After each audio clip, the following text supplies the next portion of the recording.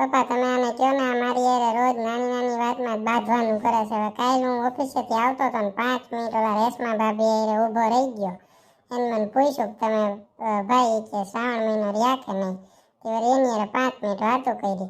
તો ઘરે આવ્યો તા વળી પાછું બાંધવાનું ચાલુ. હા તમારું રેશમા ભાભી યારે કંઈક ચક્કર હાલે છે ને તમારું એની યારે સેટિંગ છે ને પૂછડું ને ઢીકડું ને ઈ જ તમને કેમ પૂછે ને આવી નાની નાની વાતમાં છે ને બાંધવા જ માંડે છે. પપ્પા આનું મારે શું કરવું તમે કયો ને કંઈક. હવે ખોટી ના થાવ મને રોજ રેશમાના મેસેજ આવે છે WhatsAppમાં ઈ કયો પપ્પાને.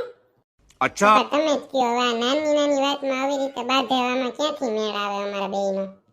હા એ બધું સાચું. તમે બે હળી મળીને હરખાઈ રહ્યો ને આવા કાંઈ બાંધણા નાના મોટા કરવાના ના હોય.